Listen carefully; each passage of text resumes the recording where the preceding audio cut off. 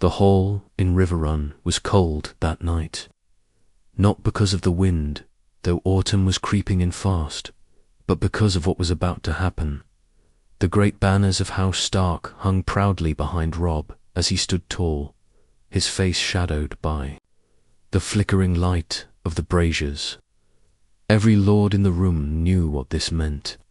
Every one of them could feel the weight of the decision hanging in the air like a sword over their heads. Theon Greyjoy knelt before the young wolf, bound in heavy chains, blood crusted around his lips from the last round of beatings. His face was pale, hollowed by fear and exhaustion, but not regret. No, not regret. He looked up at Robb, his old friend, the brother he had laughed with, hunted with, trained beside for years. His voice was rough but steady. "You raised me like a brother, Robb." Robb didn't flinch. His mother, Lady Catelyn, stood a few paces behind him, her hands folded tightly in front of her. She didn't speak. She didn't need to. The look in her eyes, icy, full of hate, spoke for her. Theon had betrayed her children, had claimed Winterfell, had burned 2 innocent boys to send a message. Mercy, she thought, was for fools. "You were no brother of mine," Robb said. His voice echoed through the hall, quiet but sharp. "You betrayed my house. You took my home. You murdered innocents. For what? To prove something to a father who never truly wanted you." Theon's lips trembled. He had no answer. Maybe he didn't even know himself anymore. Silence stretched. Grey Wind, Robb's direwolf, paced behind his master, snarling low as if he could sense what was coming. Lord Karstark spoke up, his voice hard. "He deserves no trial." No words, only the sword. A murmur of agreement swept the hall. Robb looked to his bannermen, to those who still followed him. He saw the weariness in their eyes, the pain. Every one of them had lost something: sons, daughters, homes. And Theon's betrayal had been one of the wounds that cut deepest. "Bring me ice," Robb said finally, and the air in the hall seemed too thin. 2 guards stepped forward with the great Valyrian steel sword once carried by his father. It was heavier than Robb remembered. He looked down at Theon. "You will die here as a traitor to the North. I take no pleasure in this, but I will not let this betrayal go unanswered." Theon swallowed hard. "Do it yourself then." "I will." Robb stepped forward, and the hall fell utterly still. The sword gleamed coldly in the firelight. Theon closed his eyes, lips moving in a silent prayer to the drowned god, perhaps, or maybe just to nothing. Robb raised the blade high, and then he brought it down. The sound of steel slicing through bone echoed in the hall like thunder. The head of Theon Greyjoy fell to the stone floor, and with it a strange silence settled over the North. Justice had been done, but it was only the beginning. Robb stood there, sword dripping, breathing hard. He didn't feel triumphant. He didn't feel avenged. All he felt was more weight on his shoulders. The war was far from over, and now the Greyjoys had one more reason to hate him. In the shadows, a raven waited with a message. In the south, a lion stirred. And in Winterfell, something darker was beginning to take root.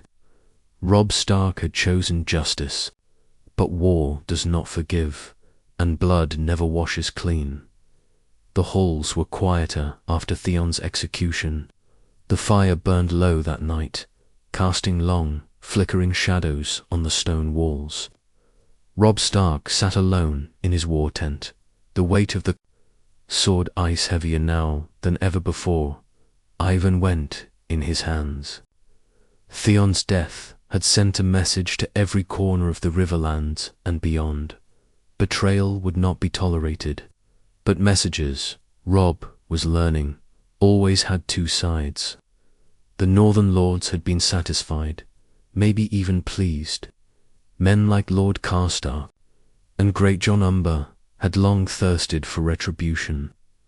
Theon's death gave them some twisted sense of closure. But Robb didn't sleep that night. He could still see the look in Theon's eyes, empty, confused, like a man who'd already died long before the sword fell.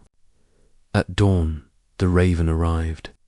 It bore the Kraken seal of Balon Greyjoy, Lord of the Iron Islands. The letter was short and furious. Balon demanded vengeance for the murder of his son. No apologies, no recognition of Theon's betrayal, just fury, and a promise the Ironborn would retaliate with fire and salt. War was coming to the seas. Robb handed the letter to his mother, who read it in silence. "He'll never forgive you now," she said. "He never would have anyway," Robb replied, his voice tight. Theon was only ever a tool to him, a bargaining chip. He sent his own son to die for pride. Lady Catelyn nodded, but she could see the burden on her son's face. Each enemy they gained was a new weight around his neck. And the sea had no borders, no walls. The Ironborn didn't fight fair. They raided, they burned, they vanished. 2 days later, word came from the western coast. Deepwood Motte had been attacked by Ironborn ships, dozens dead. The castle barely held. It was the first of many strikes. Balon's revenge was swift and brutal, not for love of Theon, but for spite. Meanwhile, Robb's bannermen grew restless. The Freys were still demanding he fulfilled his marriage pact. The Karstarks simmered with rage over their own losses. Every lord wanted something. Every raven brought more bad news. Theon's head on the floor of Riverrun had done nothing to stop the bleeding. And then came the whisper of darker tidings. From Winterfell, a lone rider arrived one night, soaked in blood and ash, half mad from exhaustion. He brought news from the north, a place Robb hadn't seen in months, a home now lost to smoke and ruin. But what he said chilled even the hardest men. The Boltons... They've taken Winterfell. Robb froze. "What do you mean?" he asked, barely breathing. The man, a servant once loyal to House Stark, stammered through the tale. "After you executed Theon, the Ironborn abandoned the castle, said they had no reason to hold it anymore. But before they left, they burned it, set fire to the godswood, and then the Boltons marched in. They said they were securing it for you, but they fly their own banners now, flayed men, not wolves." Catelyn's face went white. "Roose Bolton was your bannerman." He wouldn't. Robb's fist slammed into the table. "Roose, maybe, but his bastard, Ramsay." The room went silent. Everyone knew the name. Whispers followed Ramsay Snow like a curse. And now he had Winterfell, the Stark home, the heart of the North. A chill ran through Robb. He'd executed Theon to preserve honor, to show the realm that betrayal came with a price. But now, with Winterfell in flames, with the Boltons rising like vultures from the ashes, he began to wonder, had justice made things worse? He looked down at his hands. Blood there still. And there would be more. So much more. The march north began in silence. Robb had summoned every loyal house, still willing to answer the call of the direwolf. Dust-covered messengers were sent to House Manderley, House Cherwin, House Tolhartony, lords still breathing, who remembered what it meant to kneel before Winterfell. They answered, though fewer than Robb hoped. Some were already under Bolton control.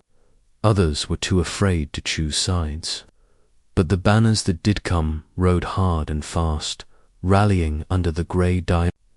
Once more, each night as they moved closer to Winterfell, the fires burned lower. The men whispered of strange things, dead bodies hanging from trees, flayed skins nailed to abandoned barns, entire villages emptied overnight. Ramsay Snow was not fighting like a lord. He was fighting like a mad dog off the leash. By the time Robb reached the outer ridges of the Dreadfort's old hunting grounds, it was clear this wasn't going to be a battle. It was going to be a reckoning. Catelyn rode beside him some days, silent and watchful.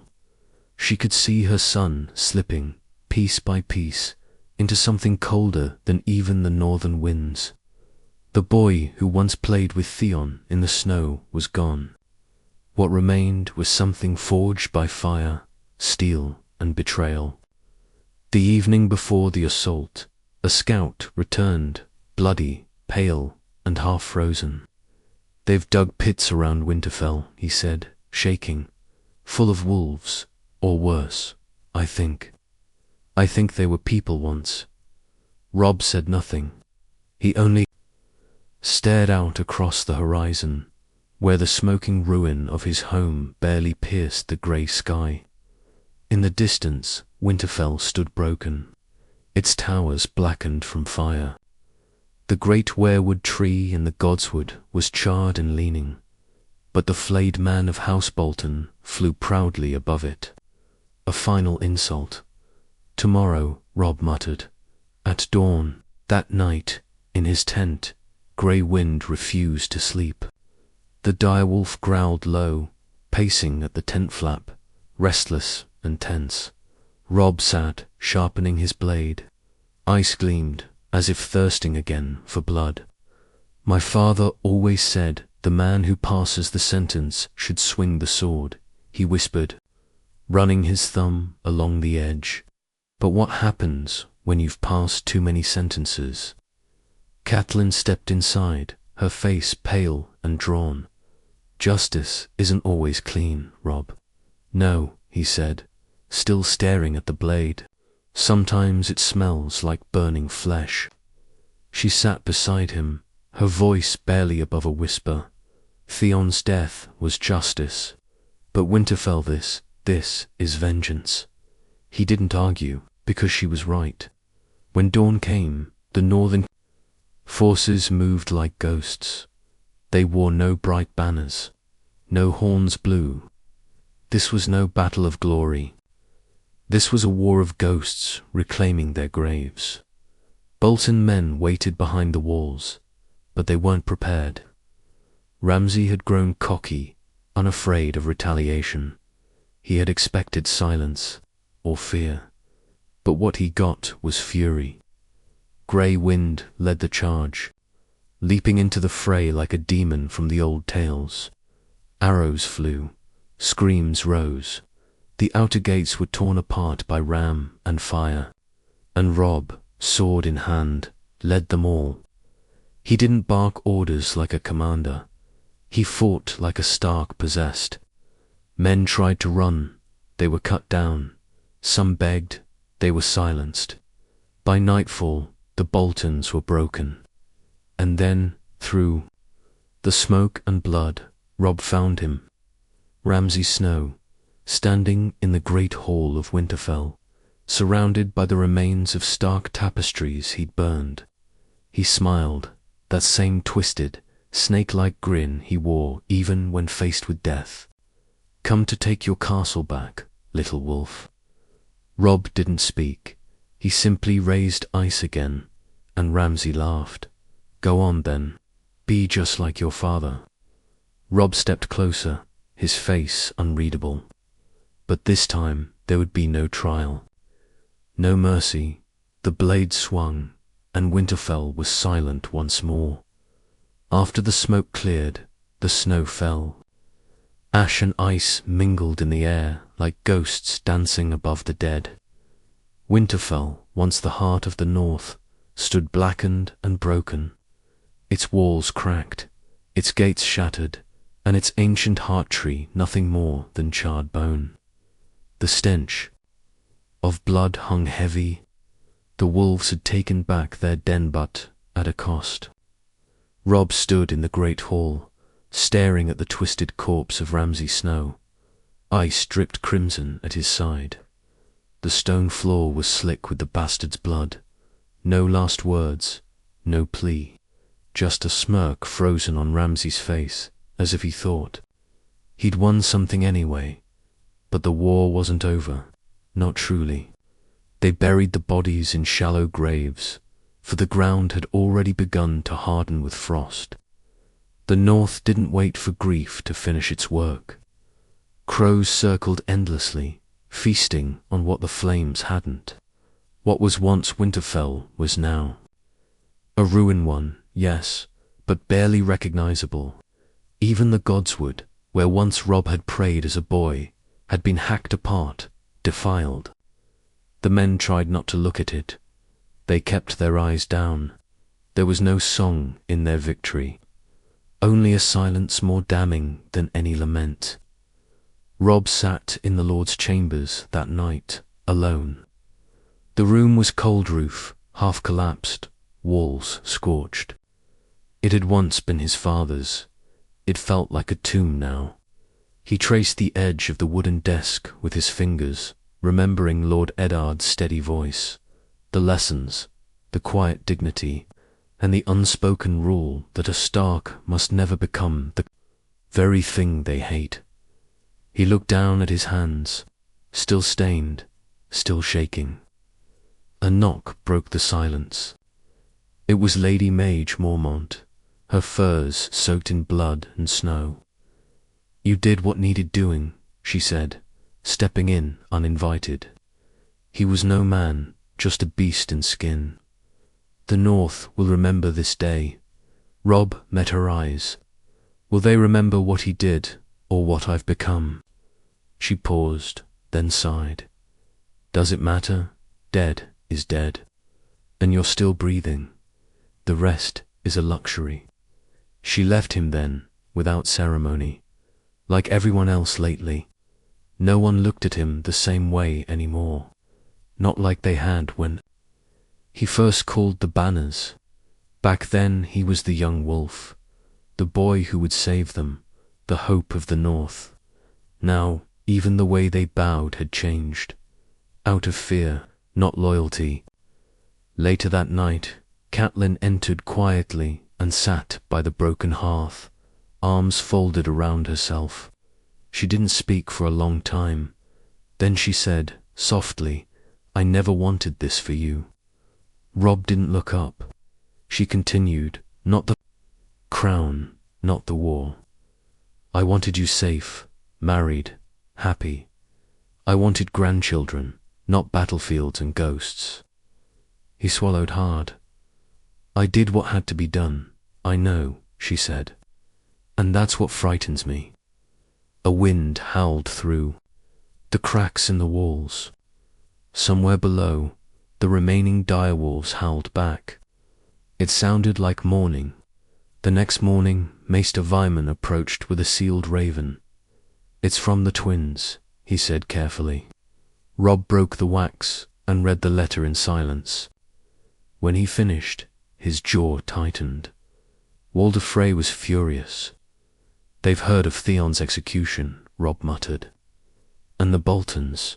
He thinks we're a house that deals only in blood." Catelyn's face darkened. "He sees weakness. He sees a threat," Robb corrected. "A king who answers betrayal with a sword, not a scroll." He let the letter fall to the floor. "He won't forgive me for breaking the marriage pact." "No," she said, "but he'll make you pay for it." Robb looked out the window at the snow falling softly over what remained of his home. He had reclaimed Winterfell, but he had made new enemies with every victory. The Freys, the Greyjoys, and worst of all, the people who once called him their king. The snow thickened as the weeks passed, swallowing the roads and blanketing the dead fields between the Neck and the Trident. Robb Stark, still young yet worn beyond his years, remained in Winterfell longer than most thought wise.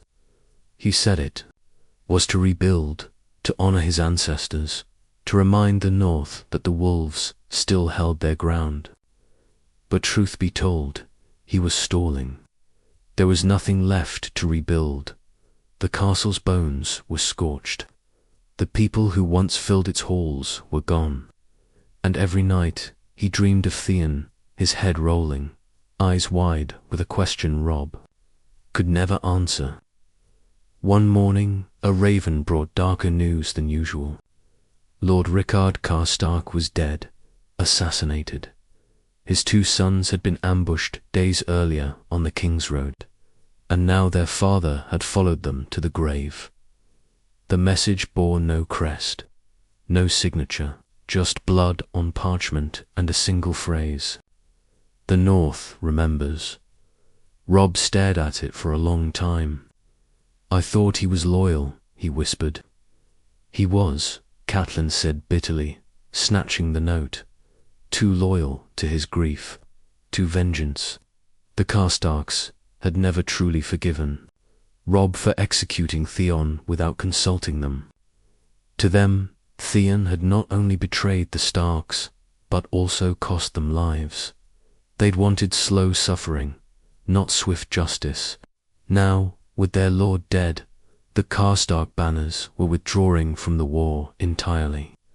They think you're becoming another Ramsay, Catelyn said quietly. Robb flinched. I'm nothing like him, aren't you? She pressed. You held court in blood. You marched without mercy. You answered betrayal with steel, not with unity. He turned to her, voice sharp. And what has mercy brought us? A dead father, burned cities, Bolton flayed corpses, a kingdom that mocks. Our name, Catelyn looked away, her jaw tight. We've become wolves eating our own. By the week's end, Robb was forced to make a decision. Winterfell couldn't be held, not in the shape it was in. The people needed food, shelter, command, and his army, what remained of it, was restless. They needed a reason to keep following him. Honor didn't fill bellies. So he rode south. They passed through devastated townsplaces, once loyal to the Starks, now flying no banners at all, abandoned, lawless. Fear had replaced loyalty in the North, and word of Robb's growing ruthlessness was spreading faster than the ravens could fly. One night, while camping near White Harbor, a boy, barely into manhood, crept into the outer tents with a dagger. He lunged for Robb in the dark. Grey wind ripped his throat out before the blade could reach the king's skin. When they searched the boy's things, they found a carved piece of driftwood shaped like a kraken. A Greyjoy loyalist said, Lord Glover or hired by Balon, doesn't matter. They're coming for your head, your grace. Robb sat in the snow, wiping the boy's blood off his face. They already have it. In their minds, I'm no better than the ones I've killed. He looked toward the distant coast, where the Ironborn ruled the waves. And maybe they're right. The journey took them eventually to the twins. Robb had no choice now. Walder, Frey's anger had festered long enough. Robb needed men. He needed allies. And most of all, he needed to show the realm that he was still a king worth bending the knee to. The gates of the twins opened slowly as the Stark banners approached. The bridge over the Green Fork loomed ahead like a gallows. Lord Frey stood waiting at the far end, his mouth twisted in amusement. You look tired, your grace, he sneered. I've seen war, Lord Frey, Robb answered flatly, and I've had enough of it. Frey chuckled. Then let's talk. Peace, over bread and salt. You'll find my hospitality. Unchanged, Catelyn tensed beside him. Robb dismounted. Ice clanged softly against his armor as he walked forward, hands steady, eyes cold. This was his last chance. To mend the broken kingdom. To earn back trust. To stop the bleeding. But something in the air. Something in the way the guards watched. Them, too still, too quiet. It felt wrong. It felt like betrayal.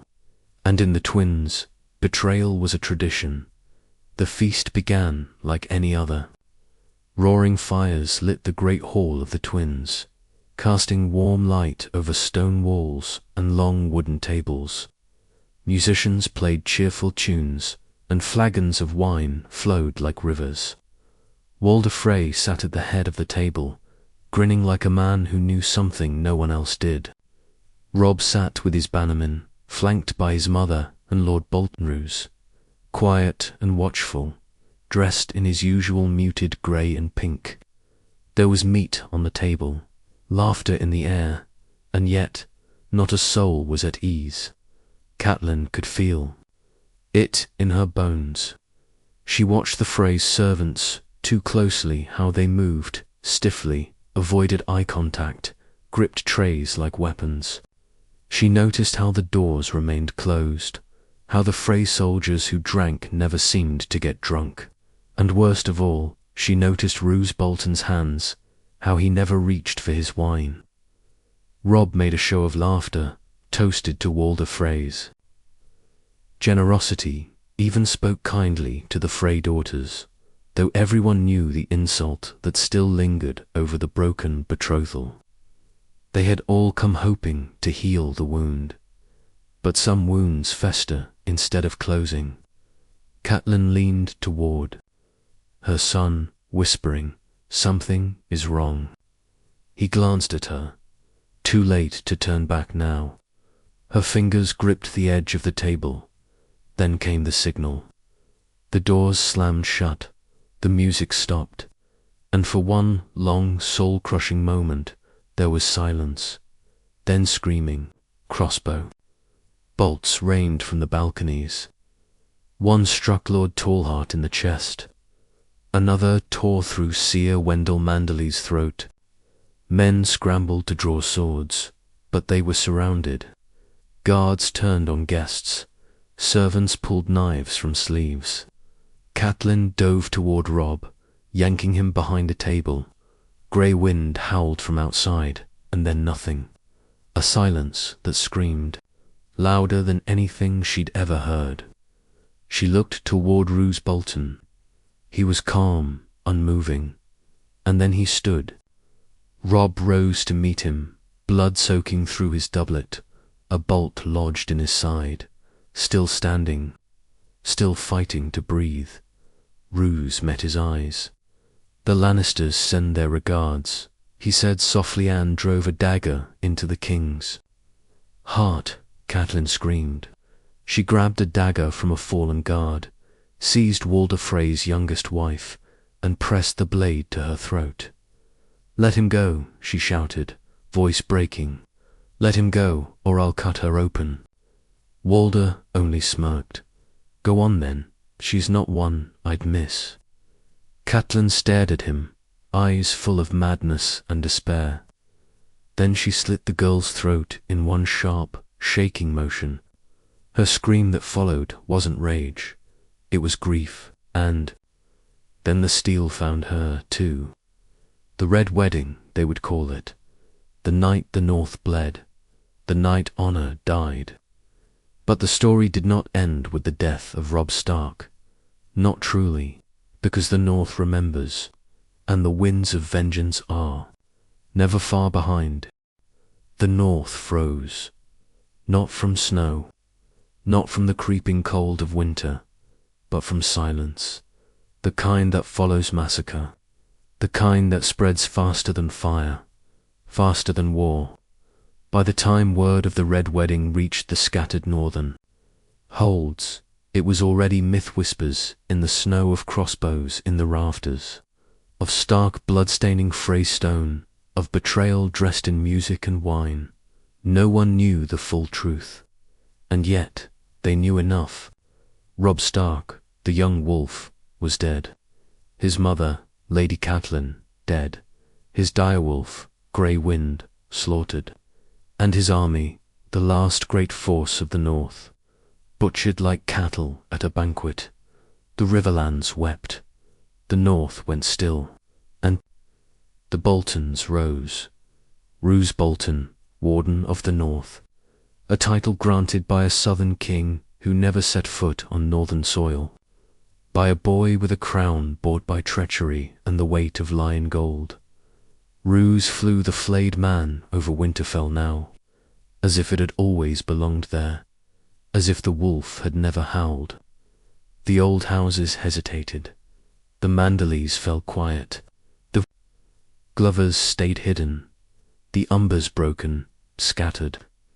No one dared speak the name Stark out loud, not in daylight, not in court, not in the presence of Bolton riders, but at night. In the dark corners of ruined keeps, in the halls of empty inns, people still whispered, he was the last good king. They killed the wolf at supper, like cowards. The North remembers, and it did. In the far woods, near Bear Island, a group of Mormont women trained with spears, refusing to swear loyalty to Bolton banners. In the hills of Deepwood Motte, broken remnants of Stark loyalists formed hunting parties, slipping behind Bolton patrols, carving flayed corpses into trees as a warning. And in White Harbour, Lord Wyman Manderley played a dangerous game pretending loyalty to House Bolton, while sending secret messages to the east across the narrow sea. They said a girl had escaped. A Stark, Arya, or maybe Sansa. No one was sure. They said she was alive, and if even one wolf still lived, then the North had not yet fallen. But the Boltons weren't blind. Roose sent his dogs far and wide. Ramsay, now legitimized as Ramsay Bolton, hunted the last of the Stark loyalists with savage joy. Villages that whispered were burned, families flayed, children taken. Rebellion didn't last long, not publicly. Yet in the rubble of what had once been the proudest kingdom in Westeros, something smouldered. Not hope, not yet, but rage. The quiet, patient, kind, the kind passed from mother to child in hushed lullabies. The kind that tasted of cold steel and bitter memories. The kind that doesn't fade. A wolf's vengeance, it turns out, doesn't always howl.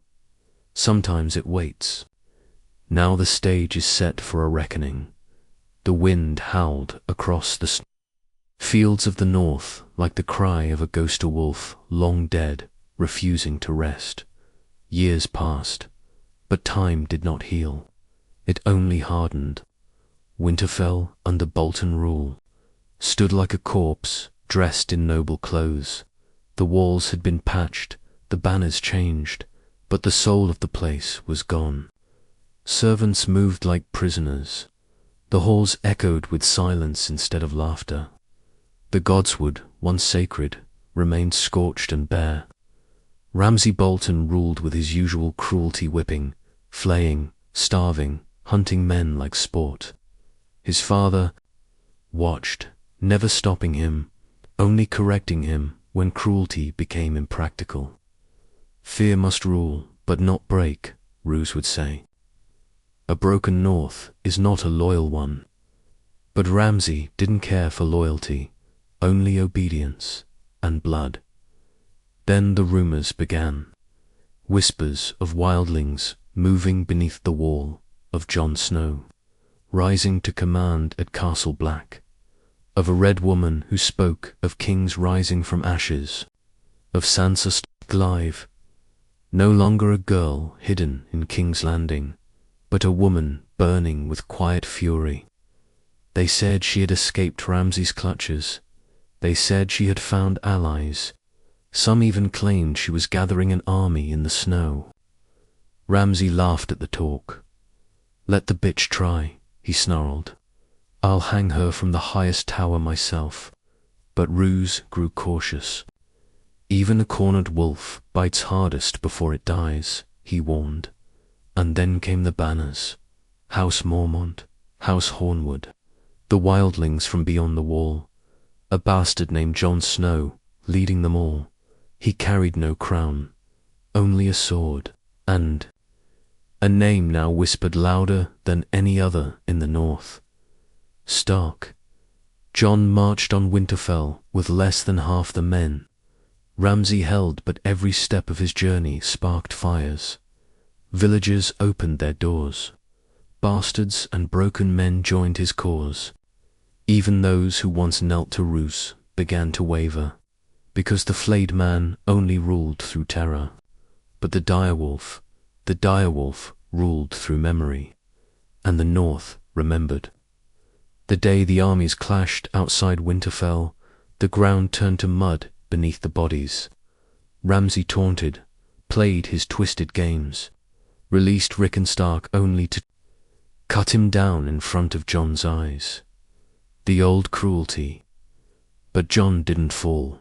He rose, again and again and again, through arrow storms, through cavalry charges, through waves of Bolton steel, until he stood at Winterfell's gates, bloodied but unbroken. The Vale Riders crashed down like thunder behind him. Baelish's ambition finally put to use, the tide turned. Ramsay fled. He shut the gates behind him, thinking the castle would protect him. But Winterfell opened her arms to Jon Snow like a mother seeing her son return. The gates were breached, the banners fell, and Ramsay, he died screaming, torn apart by his own hounds. Jon stood in the great hall, surrounded by the broken remnants of House Bolton. Ice, long gone, was not in his hand, but something colder burned in his stare.